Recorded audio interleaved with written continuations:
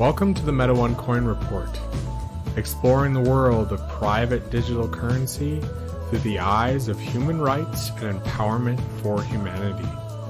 Here's your host, Leanne Carroll.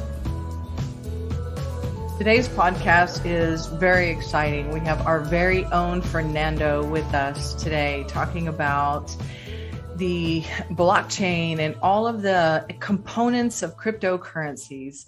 A lot of our Meta One coin holders are new to crypto, the whole conversation of crypto. A lot of coin holders are Meta One coin only, and some of them are from other cryptocurrency areas coming into Meta One. We are constantly growing, and it's very important to educate. Meta One always tries to bring you up to speed. So we do have our very own Fernando, who is with us talking about, he is a blockchain training specialist. He's our customer support center guru. His training sessions on Thursday evenings every other week have really taught me a lot. I'm very, very excited to have him here, and I'm very grateful for the information that I've learned from Fernando. And every time I talk with Fernando, light bulbs go off and I understand it just a little bit more. So we are doing a training this week. As a matter of fact, this is a Thursday training, and it's going to be on tokens. What's the difference between a coin and a token? And what is a smart contract? So you can get a little bit more in depth with Fernando and his training, and also signing on with Meta One Coin will also just opening an account at metaone.io will give you access to a lot of the things that we talk about, plus our training videos. So without further ado, Fernando, welcome to the podcast. Thank you so much for the warm introduction, Leanne.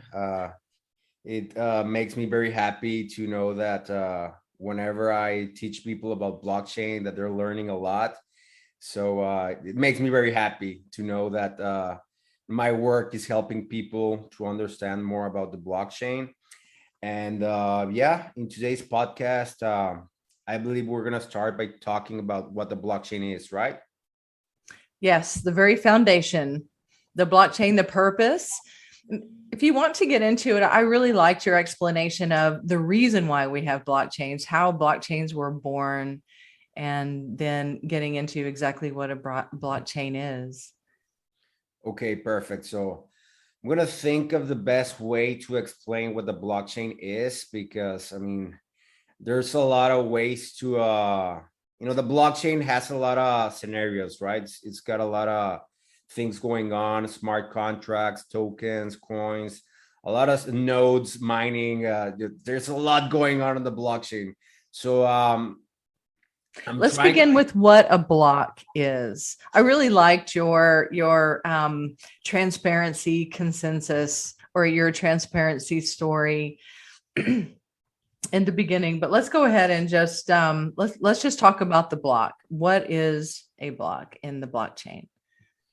Okay, so a block contains information regarding the blockchain. How many tokens they are inside the block. If it's a blockchain generation 1, it's a blockchain generation 2, meaning if it can handle smart contracts, or if it cannot handle smart contracts. So in the block, you find all the information regarding the blockchain, what it is, what it can do, and all that good stuff. So right now, I believe we are in the third generation of blockchains, meaning that blockchains now can do a lot more than what they could do before when the first blockchain started, which was Bitcoin. Bitcoin is the genesis of blockchain. It means that the first block ever available in the whole blockchain universe was Bitcoin. And Bitcoin was a generation 1, which means that there were no smart contracts available. The only thing that you could do was send transactions. These transactions, they are stored in the blocks. And in the block, you have information regarding on where this transaction is going. And when I say transaction, a Bitcoin, the Bitcoin blockchain stores how many Bitcoins they're available on the Bitcoin blockchain. And it also stores who is receiving what, and like, where is it going? Where is it coming from? And it can also store messages. So that's the only thing that the Bitcoin blockchain could do, to keep trace of where the Bitcoins are going, like in and out, and to store messages. So it's kind of like a notary, right? So the blockchain is a notary, and since it's generation one, you're just sending a piece of paper saying this transaction went from A to B, and this amount of money or Bitcoins or whatever was sent from A to B. And you can add a tiny message, like, hey, I'm sending you a Bitcoin to purchase the I don't know, a pizza tonight. And that's pretty much, the whole functionality of the blockchain. And it sounds super simple. And you're saying, okay, so why do we need this? Okay. So the reason why we need the blockchain is because the blockchain is a decentralized system that can be run in all the computers in the universe. So if you run a Bitcoin node in your computer, you're contributing to making the blockchain transparent. What do I mean by this? So, okay, let's compare blockchain to the banking system. The banking system, they have their nodes and their servers. I don't know where they have them, but they're private. And the only people that they're allowed to participate in their private blockchain, let's call it blockchain, I don't even know what they have. It's probably a more amateur technology. Only they can participate in their system, meaning that the information is private, is not public, and they can alter the information. So, I mean, they can create money out of thin air. They can steal money. I'm going to use an example that I always use. Let's say there's an earthquake here in Mexico, and all the countries in the world want to pitch in some money to help the people in Mexico because there was an earthquake. So they send money to the government, and we receive this money. And then what happens with that money? Like, okay, thank you for your cooperation. Thank you for helping the people from Mexico. Who keeps that money? What are they gonna do with that money? And I live here in Mexico, so I know that the Mexican government is one of the most corrupt governments in the whole universe. So let's say they send $100 million, and of those $100 million, knowing the Mexican government, they're only gonna give $500,000 to the people, and the rest are gonna steal it. So that's private. That's a centralized system. So only the people that control the system know what's going on because it's completely private. And the transactions, the ledger is not public. So they can create money of thin air, and they can steal the money, and it's a complete chaos. It's a complete mess. And when we have the blockchain, this is no longer possible, because the blockchain is immutable and public. So when I say immutable, it means that it cannot be changed. The information is always what it is. Why? Because you have nodes all over the planet confirming what the blockchain is. So every time there is a new block, all the computers in the planet running a node are confirming that this happened. So it is not possible to change the information. In order to change the information inside a block, you would have to hack at least 51 of the whole computers in the planet within 10 minutes, because that's the average time that a block takes to get created in the Bitcoin blockchain. So you would have to hack 51% of all the computers in the planet in order to change the information. That's impossible. I mean, it is. You would have to be an AI god or an alien or some quantum guy to make that happen. Right now, it is impossible, and probably it will always be impossible. So that makes the Bitcoin blockchain super secure, and it is not possible to tamper with. So that's amazing. And going into the next section of what I was trying to let you know is that every transaction in the Bitcoin blockchain is public.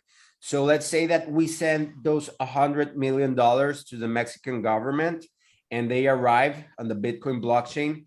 We know when they arrived and we know where they're going. So the moment they try to sell those Bitcoins to help the people and all that, we know exactly where every single penny of that Bitcoin is going to. We're gonna see that, $1 million went to buying, food.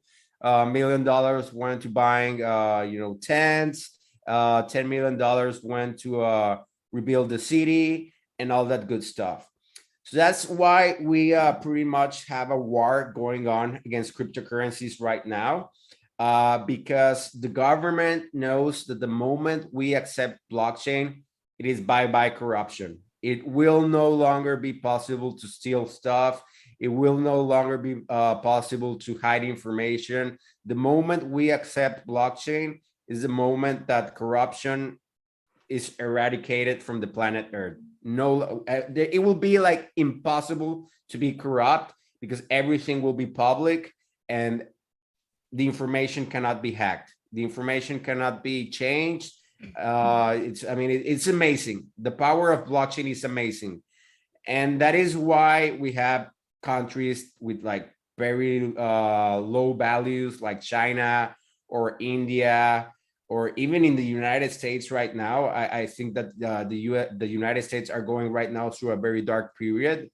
That's why they are having a very hard time embracing blockchain, because they know that the moment that they embrace blockchain, it is over for corruption. And that's pretty much the reason why we're having a very strong war against cryptocurrencies. We have a lot of people saying that they don't want Bitcoin, that crypto is a scam and all that. And it is because of that. It is because this simple algorithm can destroy corruption in the world. And I know there's good people in China, and I know there's amazing people in the United States, and there's amazing people everywhere, but there's also people that are not amazing and they want to keep power to themselves. So that's the purpose of blockchain. The moment blockchain is adopted is the moment the good people win. So that's pretty much it's being adopted pretty well in a variety of industries too. Well, let's go into version 2 of the blockchain, or generation, the second generation. I think Meta 1 is actually in the 4th generation. Meta 1 is the 4th generation. Well, I think right now we're like in like version 3.0, but by 2022 we should be on version 4.0, where we are gonna have quantum technology attached to it. And it's crazy because I don't even fully understand it, but I know it's gonna be crazy because we use photons to run the blockchain, and we're using instead of using bits, we're using qubits. And it's crazy. Fast. Yeah, very fast. I don't fully understand yet what's gonna be different, because like I said, right now it's still a theory. It's still not fully implemented. I guess we're gonna see what's gonna happen next year, but exciting times ahead. We're gonna have an amazing new blockchain technology, and who knows, we might even in the future be a top 10 coin. We'll see how we go. Absolutely. I think we are now. Let's talk about smart contracts. Okay, yeah, awesome. Do you have any question in specific about the block? Well, you were saying too, there's different ways to complete a block. And the reason why it's called a block is because there's 4 sides and each side is completed. And once the block is completed, how does a block gather information, and how is a block completed on the blockchain? Okay, I feel like because you asked me about smart contracts, so I feel like we're kind of like moving away from that. I feel like Okay. I'm sorry. I was thinking that you were asking me about do I have questions about the blocks? I'm like, well, actually, yeah, we could get a little bit deeper into the block. Yeah, we'll talk about the blocks, but I feel like we need to have like a road and go like from one subject to another subject, so we can touch all the subjects and for them to make sense. Because if we start talking about blocks and then we want to start about smart contracts, we're getting outside of the road of how I'm trying to make everyone understand the whole process on the blockchain. So pretty much a smart contract. Remember what I was telling you, that the blockchain in Bitcoin is generation 1, and pretty much what you're sending on the blocks are like notes letting you know about who sent an amount of money from A to B, and how blockchain generation 1 can only do that, maybe also add memos. Well, let's think about it. Blockchain generation 1 is just a piece of paper on the blockchain that contains that information.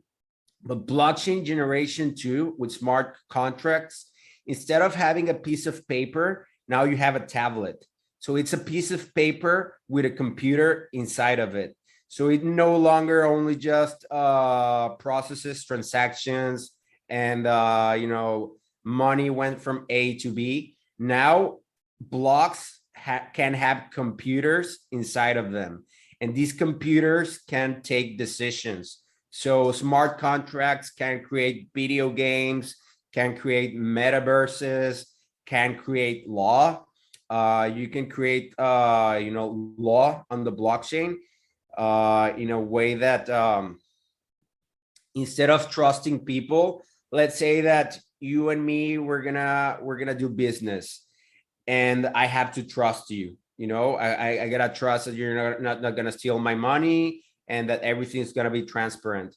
So with smart contracts, there's really no need for us to trust each other, because since all the money's in the blockchain, there's gonna be these smart contracts that say, whenever we make profit, 50% is gonna go to address A, and 50% is gonna go to address B. So smart contracts pretty much are a way for us to get rid of all the third parties. So eventually, we're no longer gonna need presidents. We're no longer gonna need senators or all these people in the government taking decisions for us, because they're corrupt. So whenever we leave the option for people to decide to us for us, I'm sorry, they always do not think on our best interest. So sometimes they can be corrupt, and I'm gonna take this decision because it benefits me. But if we replace the government with smart contracts, we we can participate by staking our tokens, and depending I'm going a little far out using the word staking, because I'm pretty sure a lot of people don't know what staking is, but I'm gonna try to simplify it. So let's say that I have an amount of tokens. So my tokens give me a right to vote, and I'm gonna vote on the blockchain, and we're all gonna vote in the blockchain, and we're gonna create rules for society. So once we vote, we create a smart contract, and let's say that everyone in the US voted, and we make a new rule, like, if you steal money from the government, it is the highest level of betrayal and is punishable by death. And that's why Singapore did. Singapore, like 30 years ago, was like a very corrupt country, super poor. There were a lot of problems. and they changed the government. They created this new system where if you steal money, if you're corrupt, it is punishable by death, and that's it. And boom, 20 years later, Singapore is the best country in the planet. Well, I'm not sure if it's the best country in the planet, but it is the second or third best country in the planet right now. So we can reach that level of consensus using blockchain and using smart contracts. We vote, and if the majority of the people say like, "Hey, this is a good rule," not only on laws that have to do with our country, but also like paying taxes and a lot of stuff. You can use smart contracts for a lot of stuff. So they're something amazing that can change our world entirely, because they help make corruption less possible now. So there's gonna be no need for governments. There's gonna be no need for lawyers. There's gonna be no need for third parties, because everything is gonna be done through smart contracts, and that scares a lot. The people in power. I don't know if like what I just said made sense, or was it too complicated? No, actually, it was good. So the smart contract set the parameters for the rules, basically. Correct. Yeah. You nailed it. You just described what smart contracts are. So instead of having these judges with these laws, and whenever we have a case in court, the judges make decisions based on a lot of things going on. Maybe you don't know, but the person being prosecuted paid $1 million to the judge. So the judge is gonna be like, okay, yeah, well, I feel like you have what you're saying is right, and according to the U.S. system, you should be punished, but I'm not gonna do it. And then everyone's like, what's going on? And you don't really know what's going on. I mean, is the judge really that stupid, or did something happen? Did someone come and pay like $100 million for the judge to take that decision? So that's no longer going to be possible. That's, there's no longer going to be judges. There's no longer going to be possible to bribe people to think differently. There's going to be smart contracts, and there's no way to fool a smart contract. Once you implement smart contracts to our governance, to our way of life, the human race is going to flourish. We're going to become an entirely different species. Our values are going to be different. Our monetary systems are going to be different. The way we rule are going to be different. We're going to go from being like the Homo sapiens to like a very beautiful species, like with values and amazing. I mean, blockchain is only here to make humans a better species. I think so too. I love your idea of the blockchain putting halos over everyone's heads. Yeah. Well, maybe not halos, but hey, if you mess up, all the information is gonna be public. So yeah, you're gonna get prosecuted. And and if the majority of the people vote that your punishment should be death, that's gonna be it. And that's gonna scare a lot of people. People are gonna be like, okay, well, if I'm gonna get killed, I'm just gonna be a good guy from now on. Yeah. So, is there a third version? Yeah, there's a third version of the blockchain right now, and I mean it's pretty much smart contracts evolved. It's creating a metaverse where you have like a virtual reality, and you're gonna use blockchain for keeping medical records and vehicle records and all that stuff. But I feel like it's still in development. I feel like blockchain 3.0, it's where we're at right now, but we're not fully there yet. It's still being developed, and I feel like 2022, we're gonna see a lot of development on blockchain 3.0, and it also has a lot to do with DeFi, with decentralized finance, which decentralized finance is gonna change a lot the way we earn money. So right now, we're in a race against inflation. So every year that you have your money in the bank, usually, inflation makes your money about 4% less every year. So if you have $100 in your bank, next year, yeah, you're gonna have your $100, but it's actually gonna be worth $96. So the purchasing power is less every year. So now with COVID, starting 2019, we had the COVID, which the whole pandemic, and because of the pandemic, the U.S. government had to print about I don't know the exact amount of money they printed, but it was like 40% of the whole monetary supply in the planet. It was like 20-30 trillion dollars, I think. Could be Yeah, wrong it about was a lot. There's a lot of. it was a lot. It was a lot. And thanks to that, from 2019 to 2021, your money is now about 30% depreciated. So I don't know if you've seen, but the price of wood skyrocket, the price of oil skyrocket, the price of gas skyrocket. All the price for everything, rent, food, a piece of steak was like $10, like in 2019. Now it's like $17. So everything it skyrocketed. And that's not fair. I mean, the government doesn't really care because they have in their power a printer. They have a money printer, and they can print all the money in the world they want. I believe it was in 1971 that Nixon created a rule where we are no longer under the gold standard. And when they did that, pretty much what they said is, yeah, money is not backed by gold now, so we can print all the money in the world we want. Well, they didn't say that. I mean, that was the purpose behind of having money not backed by gold, but he didn't really say why. And now, a couple of years later, we understand why.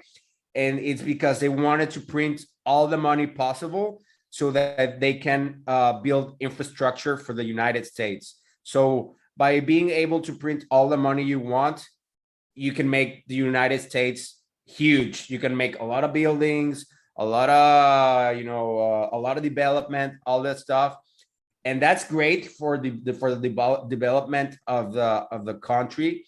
But they didn't take into consideration what that would create for for the people, for the middle class, for the lower class, for the upper class.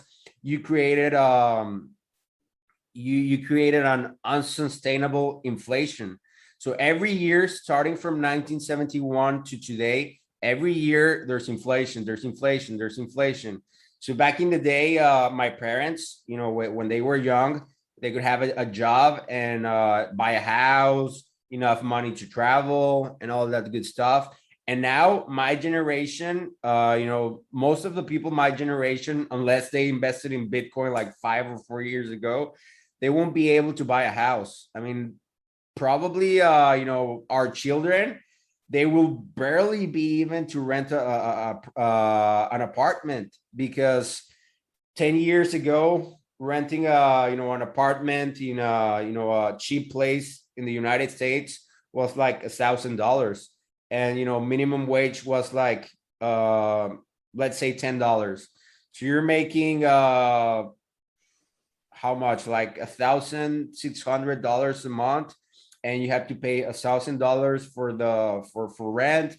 You got to pay electricity, and you got to pay food, and you're barely meeting the minimum to survive. And 10 years later, that apartment's not $1,000 anymore. It's $1,600 due to inflation. So pretty much, by creating this system that Nixon approved, you're creating a society that is not sustainable. Most people 5 years from now won't even be able to rent an apartment by themselves. They're gonna have to live with their mom and with their fathers, and they're barely gonna be able to survive. And that's Yeah, a lot of because, European countries are like that too. yeah. So And they it can, all, yeah, and it all comes down to Nixon. Nixon made a decision that affected the whole world. All the currencies in the planet Earth are pegged to the US dollar. If the US Mhm. dollar does something wrong, the whole planet is affected. If the president of the United States makes a bad decision, it affects the whole planet. So Nixon and the US government made a decision that affected the whole planet, and the whole planet is suffering because of it. Inflation is super high. People maybe I mean, maybe in the United States they're still getting by. It's not as bad as maybe India or I don't know, a yeah, super, if you live in a country where you can't, where the central bank doesn't have the ability to print money, you're really in a very yeah, difficult place. Yeah. yes, yeah, So, you just nailed it. You just nailed it. So if you live in yeah. a country where the central banks don't have the ability to print money, you're effed. And Yeah. the only countries allowed to print money are the ones in the G7. So if you're a part of the G7, which is the United States, Canada, Germany, pretty much the people that were involved in the Second World War, you have all the benefits. You have all the benefits of the printing the money. And if you're a part of the G20 or all the other countries, you're screwed. You gotta do what what the G7 tells you, or else we're gonna give you economical sanctions, and you're gonna end up like Venezuela. I don't know if Yeah, you're. and actually, crypto is really helping Venezuela and bringing Yeah, these cryptocurrency systems online now can prevent some of the difficulty that you're talking about. I know that with Meta One, your currency will not continue to devaluate. It will increase in value. So you have something to pass on to your kids. You have something correct. to use to purchase a house. Everything's not going to be slipping through your fingers. So you can take a moment to breathe and to do what means something to you. You don't have to take a hamster wheel job. You can create, it brings integrity, it brings equity and honor back to humanity. And Absolutely. that's exactly why we're here. And because of all of the points that you just made. Yeah, Meta One. I mean, if Meta One succeeds, it's it's amazing. I mean, the power that Meta One can bring to the planet Earth, it's incredible, because not only Meta One is a cryptocurrency that appreciates in value, it's also like a way of life. I don't know. Are you familiar with the universal law and all that stuff? Oh, absolutely. Yeah, so not only are we bringing a new monetary system, we're also bringing a new way of thinking. We're bringing a new way of, how we're gonna live life as human beings. How are Yeah. we gonna interpret the law? And the purpose of the universal law that Meta One is proposing to society, it's a very beautiful way of looking at life, and understanding that technically right now we're numbers for a corporation. And the moment we're born, we don't agree to be a part of the game, but they immediately attach us to this game that we never agreed to. So the universal law is, saying like, hey, wait a minute, when did I agree to be a part of this game? Like, why? I mean, you're not respecting my values as a human being, so stop. Let's create a new law, and let's make a new economic system, and a new law where we respect everyone and we create a better society. So if Meta One, is able to overcome all these limitations that we have right now, because we're in battle with the SEC, and we're in battle with China, and we're battle with everyone, because they know that once we're out there, we're gonna change the world entirely. If we do get out there, and we overcome all these barriers that we have right now, we're gonna change the world. So it's Well, we are amazing. changing the world. We are Yeah. changing. We are Yeah, overcoming the barriers and we are moving forward. And our offering is available, and anyone can log on to metaone.io, create an account, learn about it, explore. They can purchase coins, they can get on the exchange, they can do a whole lot now. They can get on universal law, go through the 10-hour course. Is it 10 or 15 hours? Do you know? I I don't don't know. remember, but It's long, but it's a yeah, beautiful. it's very well put together. It's a great education. You need a very sharp pencil, and definitely take notes so that you can go back and remember everything that you're taught. And then you go through a process of saying, no, I am actually not that corporate entity, that corporate fiction that I was assigned at birth. I'm actually here. And you know what? I'm going to go ahead and take control of that corporate fiction right now. So you operate in the fictional world and the human world at the same time. And it is Justin, I love his comparison of the fictional world and the real world to operating in the matrix. Yeah, Whether you're yeah, plugged in into the artificial or whether you're in the real, it's a mindset, just like you were saying. 10% of it is learning about it. And these things you will never learn in school. And absolutely. 90% of it is understanding. I would say the kids today know something's not quite right. There's something that smells of something's not quite right. So Yeah, people are ready for this. And it is exciting. I'm glad you brought up universal law and the purpose for our existence. It is divine, and it is exciting. So, yeah. Justin, let's talk about, are you ready to move to, are we finished with blockchain? Could you say that again? Are we finished with blocks and blockchain? Yeah, I guess so. I guess so. We already went through the basics on what the blocks are, the blockchain, and all that. I And don't I think know. we defined smart contracts. Yeah, as well. Okay. So next, do you want to move to wallets or exchanges next?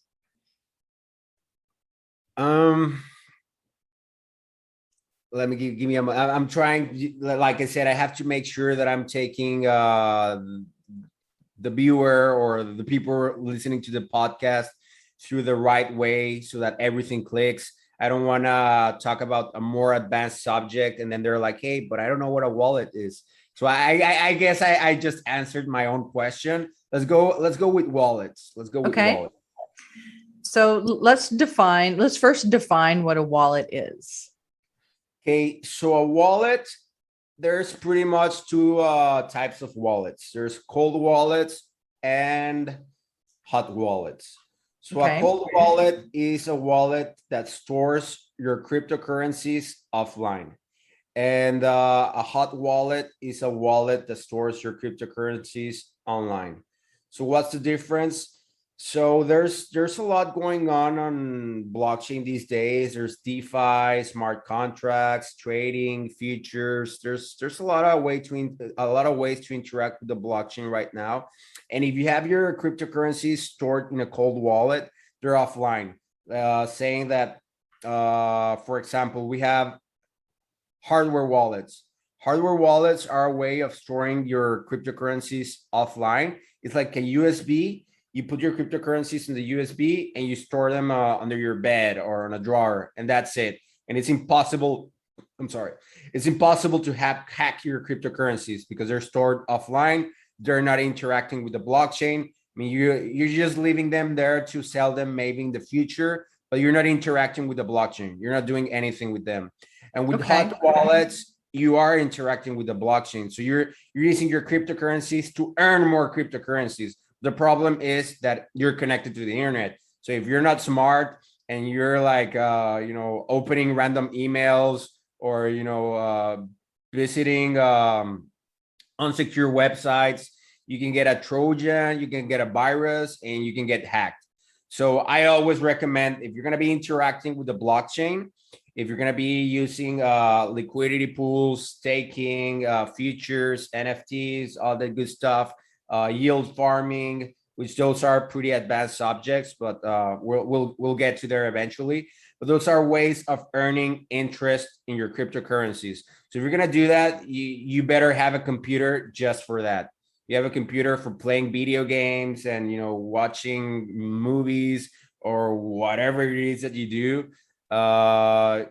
Yeah, so use your computer for that, and your computer for cryptocurrencies and all the good stuff. That's a good And advice. yeah. So I mean, or well, I mean, if you're gonna be interacting with the blockchain, if you're not gonna be interacting with the blockchain, you send your cryptocurrencies over to a cold wallet, and that's it. So yeah, and with the hot wallets, you can have mobile wallets that are pretty much wallets on your phone. You can have your phone, and there's these wallets where you can store your cryptocurrencies, like Trust Wallet or the Meta One mobile wallet. I'm not sure if it's out there yet, but if it's not, it should be any moment now. And you can use these wallets to interact, like I just said, with all these protocols to earn interest. And if you have them in the cold wallet, it is not possible to do so. So yeah, that's pretty much what they're for. Wallets are for sending and receiving cryptocurrencies.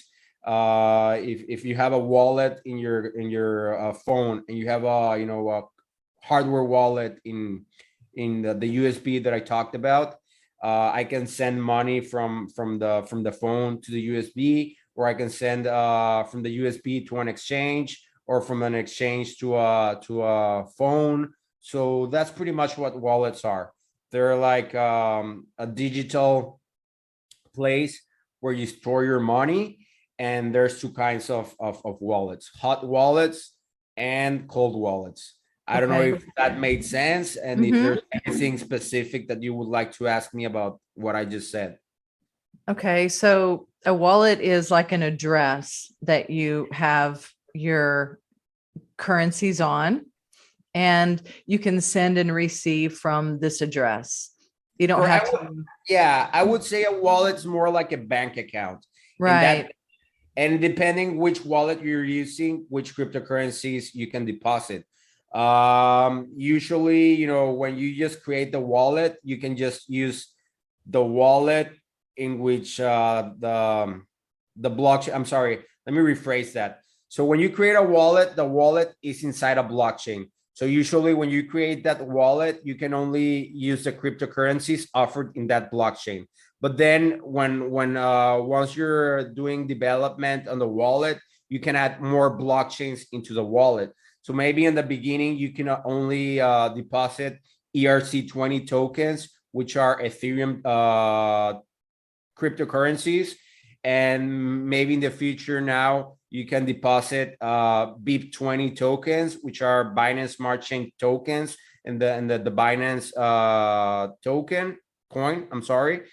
And maybe in the future you can deposit Meta One coins or Phantom blockchain coins. But I mean, it requires development. There's a way. I feel like I'm already going to more advanced subjects, but I'm still going to explain Okay. it. Maybe you'll understand. Um, Well, how many wallets should a person have? That would you recommend just having one wallet? I would say as much as possible, because, well, I would recommend you. I mean, if you have a big amount of cryptocurrencies, store them in your cold wallet. Like your starting point for crypto should be buy a hardware wallet and store all your cryptocurrencies offline. Once you do that, you have your hardware wallet, and you store all your cryptocurrencies offline.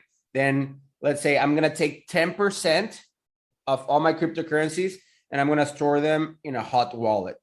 Let's say the hot wallet we're gonna use is gonna be a cryptocurrency exchange.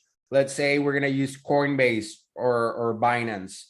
Once we're there, we can interact with the blockchain. Let's see how I can interact with the blockchain. So you can lend your cryptocurrencies. You can borrow them and earn interest, or you can stake them, or you can provide liquidity and a liquidity pool, or you can do a lot of things. The blockchain is always evolving, so there's always new ways to earn interest. But before you go all in and take all your cryptocurrencies out of a cold wallet and start interacting with all these protocols, first you have to do baby steps. You got to make sure that you're not doing something you shouldn't, and you lose all your money or you get hacked. So yeah, the first thing you should do is store all your cryptocurrencies in a cold wallet, and then little by little get some money out and start interacting with the blockchain. And always make as much wallets as possible, because let's say that in Uniswap, which is a decentralized exchange, you can earn interest on Ethereum and maybe, I don't know, Chainlink, which is another cryptocurrency, but you cannot earn interest with Binance Coin and Pancake Swap, which is a cryptocurrency on the Binance blockchain. And in the Binance blockchain, you can earn interest with those cryptocurrencies. So it is, and you have both cryptocurrencies. You have Chainlink, Ethereum, you have Binance Coin and Pancake Swap. So in one exchange, you're gonna earn interest on your Ethereum. In one exchange, you're gonna earn interest on your Binance. In one exchange, you're gonna earn interest on your Meta One. In one exchange, you're gonna earn interest on your Phantom blockchain. So there's just a way to, okay. Let me stop you right there before you get too far into that.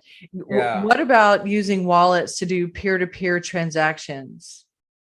Yeah, you can do that. I mean, we can. I mean, if I have my phone right now, and you have your phone right now, and you want to send money to me, and I want to send money to you, that's completely possible. We don't need the bank. We don't need the government. No one has to be. There has to be no middleman between us in order for us to do that. So it is completely possible. We can do peer-to-peer trading, and it's as simple as click, copy, paste. That's it.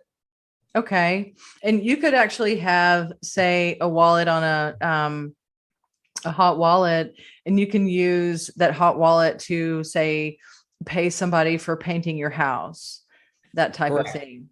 Yeah, Okay. absolutely. Yeah. And we can make a smart contract, that I send you the money, but the money will only be delivered once we both accept. So that's like a protocol. That's we created a smart contract, because I can send you the money and you disappear, Oh, that's interesting. You can set parameters as you Yeah. create your transactions.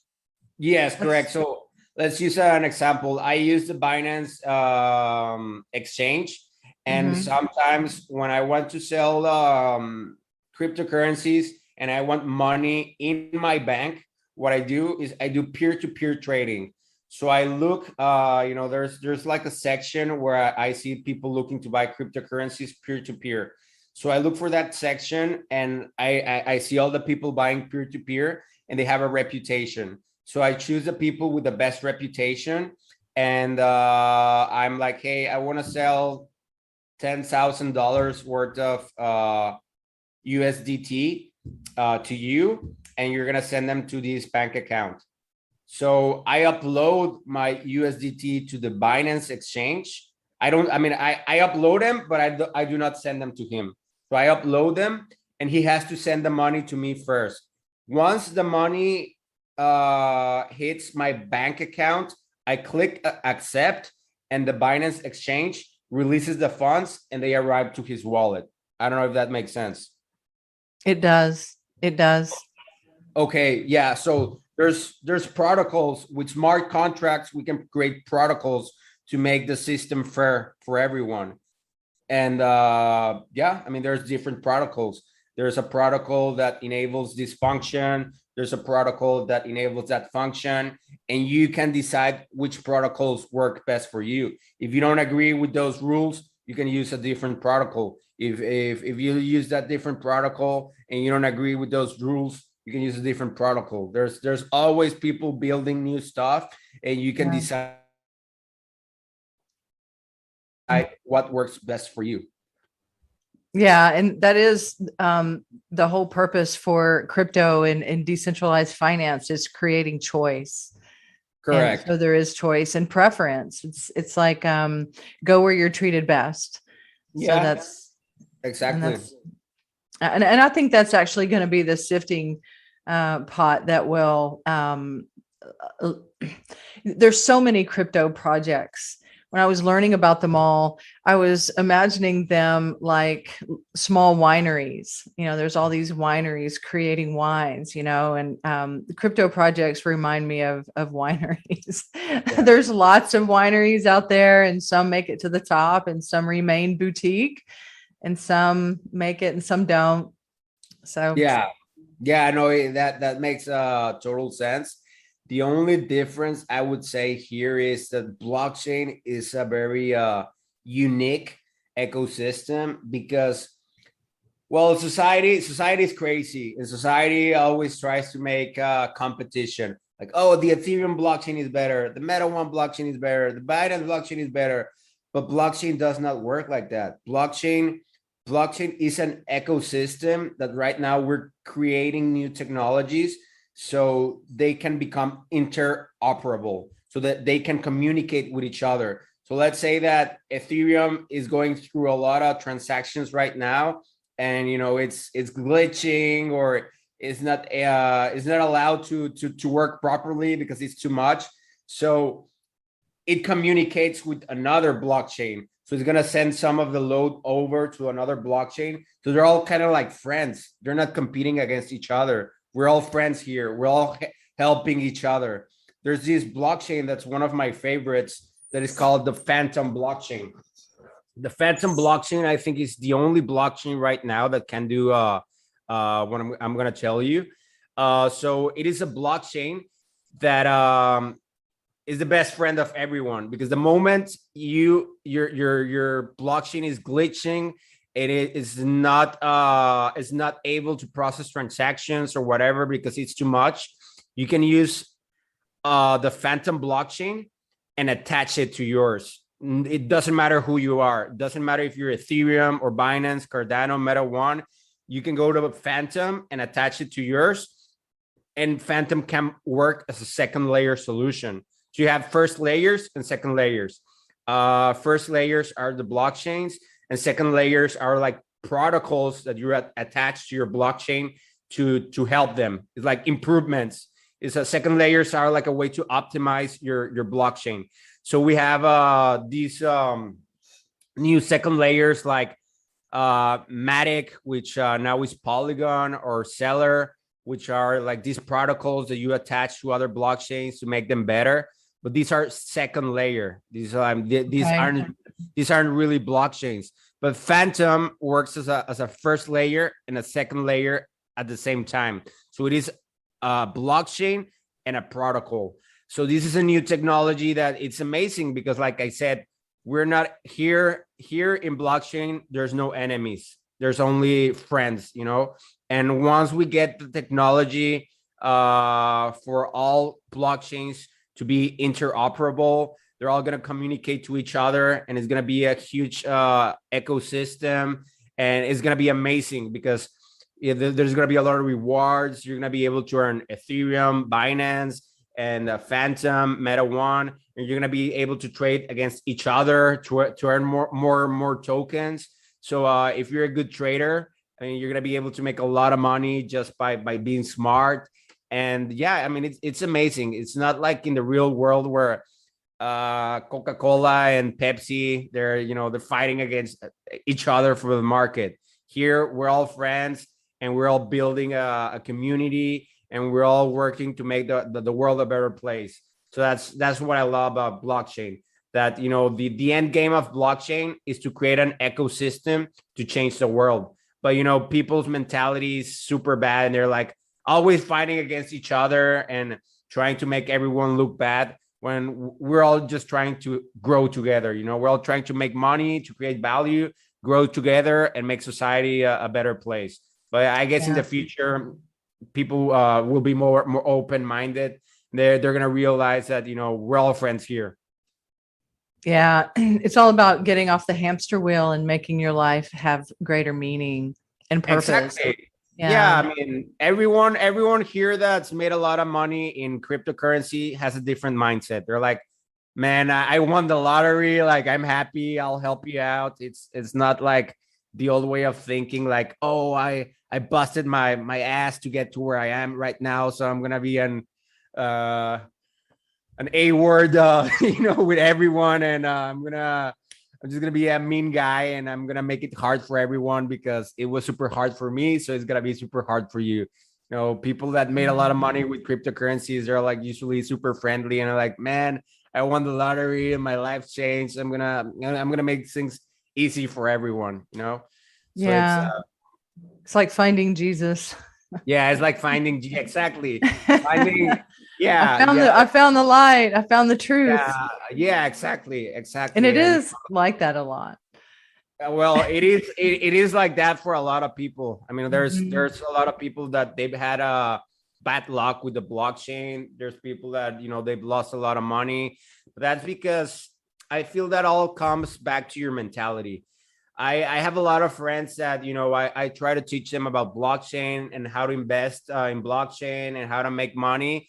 And after 3 days of using the blockchain, they already think they're better than me. They already think that they know more about me, that I've been here for like 5 years. And then they lose all their money and they want to blame me. And I'm like, dude, I'm so happy that you lost all your money, because this is a life lesson. This is life telling you that you're an idiot and that you always want to eat the whole world, and you feel like you're better than everyone else, and you feel that you're better than your teacher. So I'm so glad that you lost all your money, and I hope this teaches you a lesson, and I hope in the future you can be more humble and you can realize that life does not work like that. And then I have friends that they understand that I'm teaching them. They're super humble. They're like, man, I'm gonna listen to you. You're my teacher. You tell me what to do, I'm gonna listen to you. And they have a different mindset. And those friends, like, surprise, they're the ones that are making a lot of money. They're the ones that I made them a lot of money, that they're actually,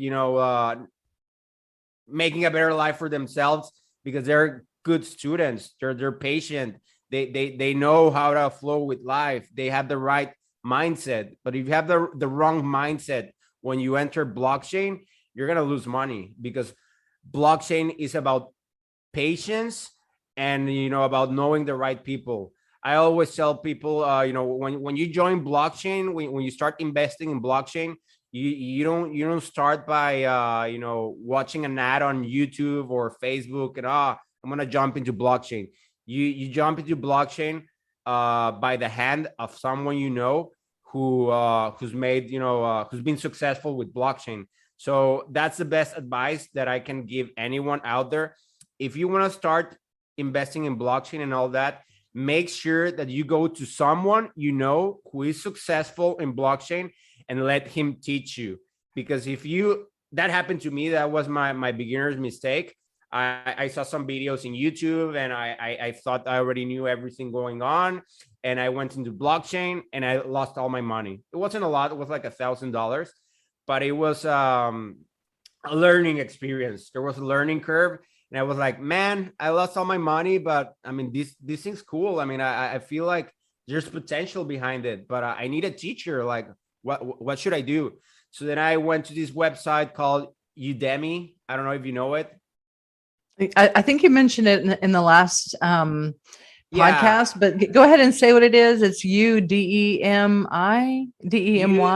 Yeah, Udemy. I mean, I don't know if I'm pronouncing it right. I say Udemy. I spell it like that in Spanish, but it's like online university where people can upload content about stuff. It can be something like how to use Photoshop, how to invest in blockchain, quantum physics, how to use OBS Studio, how to Twitch. So it's a university where everyone can be a teacher, everyone can learn, but you sell the courses online. They're usually super cheap. I mean, it depends. If you buy them like in Black Friday, you can get like a cryptocurrency course for $10 and stuff.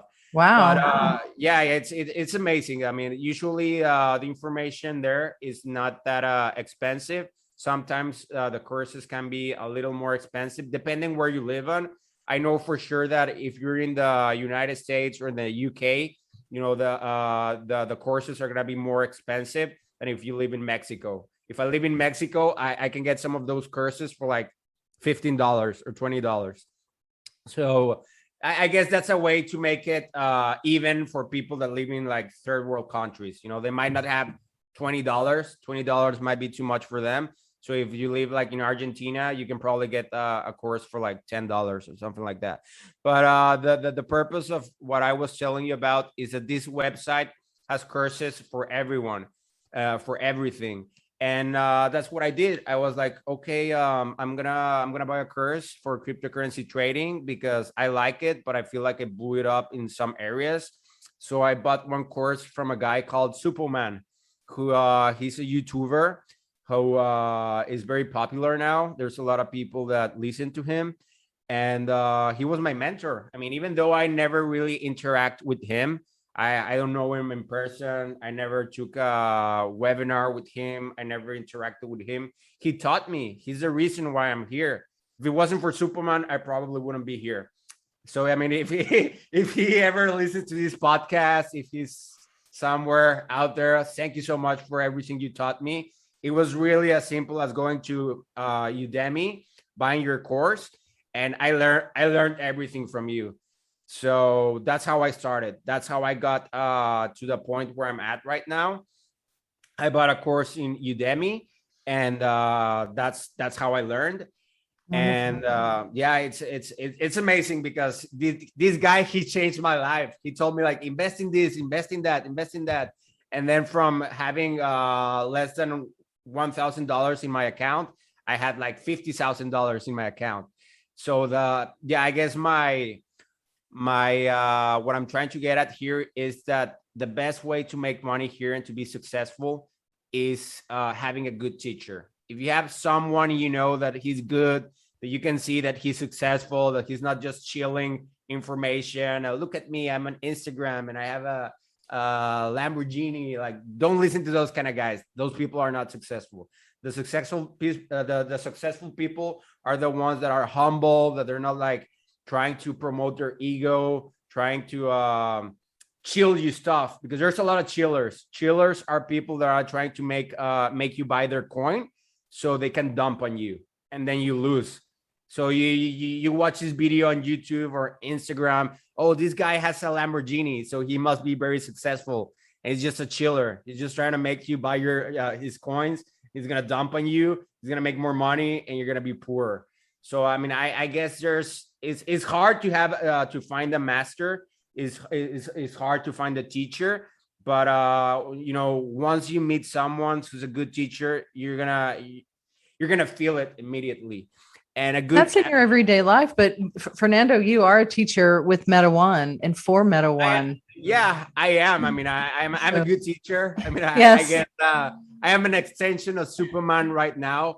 But I mean, I cannot be always available to everyone because time is limited, unfortunately. And there's a lot of people that need my help. I have to work for the Meta One. I have to help my friends. And I am not really a YouTuber kind of guy. I value my privacy a lot. But if you're looking for someone to teach you, go to Udemy and look for Superman, or go to YouTube. He's a great teacher. I don't like being a YouTuber and all that. But like I said, I value my privacy a lot. Once you scale and once your personality is out there, it's out there. And like I said, I'm a very private person. You've created a lot of great content for us already, Fernando. And I know that you prepared a lot of information to share about exchanges and that kind of thing. So what I'd like to do is bring you back in a few weeks and just talk about exchanges, the differences between the exchanges and that kind of thing. And also, I wanted to mention that you run our customer support. Are you the customer support center, or I know we have several people that help us with customer support. And if anybody listening to this podcast wants to get into crypto and wants to get into exchanges or wants to own a wallet and find out how to get to get your foot in the door, a good place to start is Meta One. because we do walk you through it. We do communicate, we do teach, and we show you the ropes. Absolutely. And we do appreciate. Our coin appreciates, and that's really important too.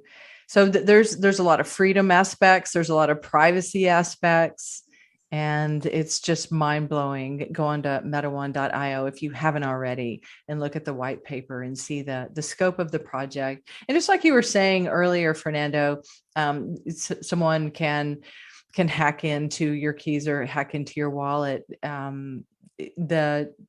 In just a few short months, you won't be able to do that with MetaOne's keys Absolutely. and wallet. Yeah, So but there's you gotta be really careful, because one wrong move and all your money is gone. So yeah. like I said, it's important. I have a personal computer for using cryptocurrencies, and I have a personal phone for using cryptocurrencies. So I have I'm super cautious when it comes to trading and all that. I would recommend you to do that. I mean, it's gonna be a little extra money that you're gonna spend for keeping all your stuff safe, but you cannot put a price on keeping all your money safe, because if you're gonna be investing high amounts of money, maybe if you're just investing like $500 and all that, maybe you can just screw around for right now, just mess around, see what's going on. But if you're investing more than $10,000, I mean, don't be dumb. Buy a $200 laptop and buy a $100 cell phone and use those for cryptocurrencies. I mean, probably will be maybe slow, because $200 computers aren't usually the fastest ones, but you're just gonna use it for using the exchange and for liquidity pools and stuff like that. And I mean, it's you don't really need a fast computer for that. So I mean, if you're listening right now to this podcast and you have more than $10,000 invested in cryptocurrencies right now, go buy a hardware wallet, go buy a $200 laptop, and go buy a $100 cell phone, and keep your 2FA in that phone, keep all your credentials in that phone, and only use those phones and laptops for interacting with the blockchain. If you have everything right now in your actual phone and you lose it, I mean, if someone finds a way to enter your phone and you have like the Binance app open or whatever, they can steal your cryptocurrencies. And I mean, you could have a lot of money inside your phone or whatever. So yeah, I mean, yeah, be smart and don't be that guy that lost all his money just because he didn't want to spend 200 more extra dollars. That would be the greatest advice that I could give to anyone right now with more than $10,000 or maybe even $2,000 worth of cryptocurrencies. Okay, that is really good advice. It kind of reminds me something you were talking about, hot wallets and cold wallets. It reminds me of the Gaia television had a show on Bitcoin, and there's this underground, deep, hollowed out, under earth, highly secured, guarded to the hilt place that they have in Switzerland. And all it houses is these computers that hold Bitcoin on them. And that's just how valuable it is. It's just nuts. If you get a chance to watch that show, it's amazing to see the security around these computers that have the cold wallets on them. I guess I never looked at it that way before, but I guess that's what they are, aren't they? I guess. Wallets. Yeah. I mean, I'm not familiar with that, but send me the link to the video or whatever it is, and I'll check it out. But yeah, I mean, that's totally right. Yeah. And I like something that you said earlier. We are all, because of the generation that we're in and because of the times that we're in, we're all students of cryptocurrency and blockchain, and we're all witnessing it evolve and come together and become a new ecosystem that puts a halo on everyone's heads. Yeah, absolutely. I agree. Keeps everyone honest. Yeah. I feel the same way. I feel like Today's generation is more advanced. People are there's more togetherness. People Mhm. are more open-minded, and blockchain is Yeah. only going to improve that. Yeah. It's like, have you heard that story called iPencil? It's the No. story of the making of a pencil. And it's all the components that have to go into making a pencil, all the cooperative components across the globe. You have, the pencil's made of wood, so you have to cut down a tree, and to cut down a tree you have to have steel for a saw, and then to make the saw work you have to have petro. So where does the steel come from? Where does the petro come from? And you have to have the graphite for the inside of the pencil that has to be mined in South America, and the graphite has to be brought to all of these. The components of the pencil have to be brought together. You have paint, and where does the color in the paint come from? And then of course you have the rubber, and the rubber that's grown in the rubber trees that came from Thailand that has to be shipped here. So it's all the cooperative components that have to be brought together. All of these individuals that contributed in making this very small pencil, no one knew each other, and commerce and cooperation had to occur in order for this grand thing to be brought forth in making a pencil. And that's sort of what you're talking about, is the cooperative components. And a lot of manufacturing, a lot of storage of information now. I know produce is moving to blockchain, and transportation is moving to blockchain. Pretty soon it will all be connected, which is kind of, there would have to be, that kind of gets me into like the Terminator. I'm only kidding. The computer Skynet and stuff. Oh, you just blew my mind, because I never really thought about it that way. How you said, like, to get the pencil, you have to get the wood, and to get the wood, you need the steel, and where does the steel come from, and all that. I mean, I never really looked at it that way, and it blew my mind. You said that's like a documentary, or what? It's a story, and I learned about it in a economics book. Friedman, what was his first name? Milton Friedman, from his book. But I think Roger Ver. I've learned a lot from Roger Ver. He tells that story a lot. He's my. Have you met him? Have you met? No, but I'd like to have him on the podcast. I would love for him to tell his entire story, and he's right in line with us, with our philosophy, with the freedom, the independence, the equity, and the honor, and the entire structure of what cryptocurrency brings to the marketplace and brings to humanity. It breaks the chains of the enslavement. The dollar, the sign of the dollar, the sign of the euro, the sign of the pound, the little insignia can technically be called a scourge. And we're getting away from the scourge insignia to the abundance insignia. And I love how Meta One has Metatron's cube, which is all of the Platonic solids that compose reality. Physicality is in that. You mean the star? It's okay. Metatron's cube, which is everything in totality working together, coming together in unity. I know it as a Merkaba, and it's the same thing. So it's definitely not a scourge. Thank you so much. Is there anything else you'd like to say, Fernando? We've been talking for a little over an hour. Yeah, and we didn't even go through everything. I mean, we missed centralized exchange, decentralized exchanges, the difference between tokens and coins. So I guess we're gonna talk about that on our next time. Next time. I don't know when that's gonna be. I mean, are we gonna put a date on that today, or want to talk about it some other time? Yeah, I'm thinking maybe 3 weeks, release another podcast.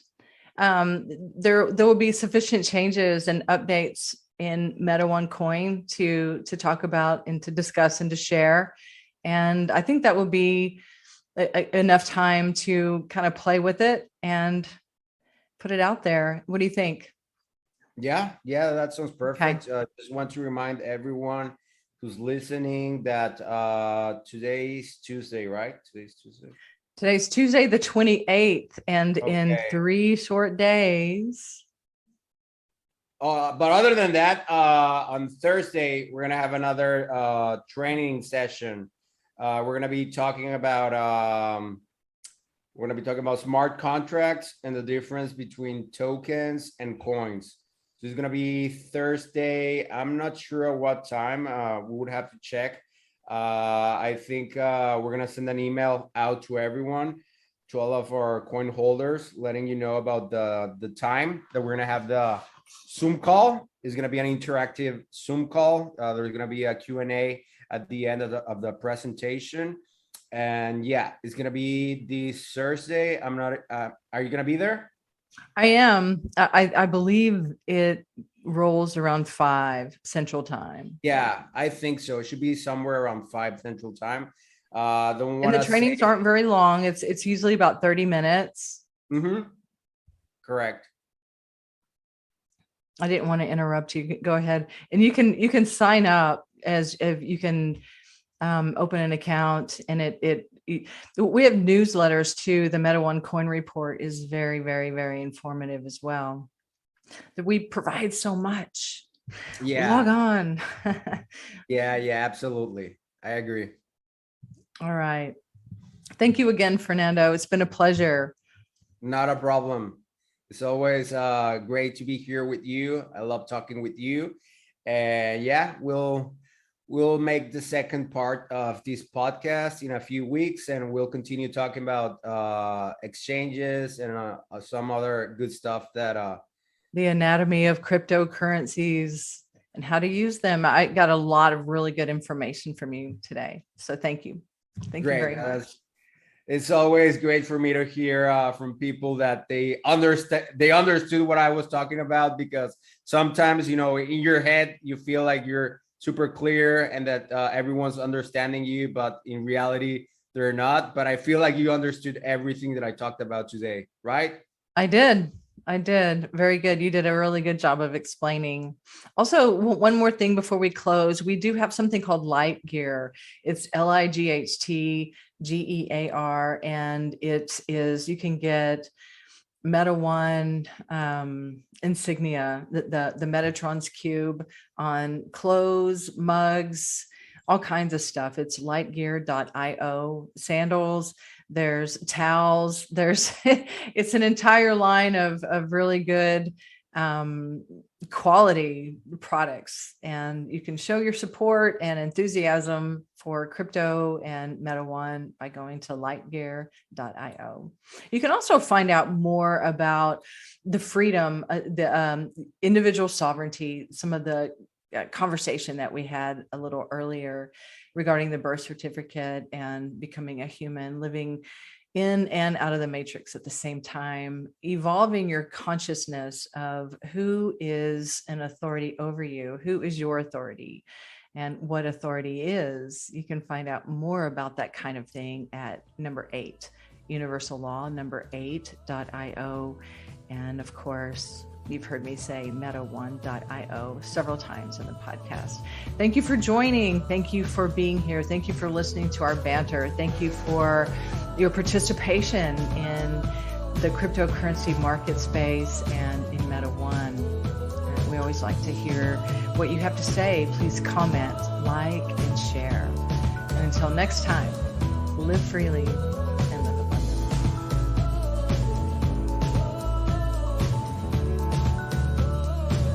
abundantly. Do I drop it?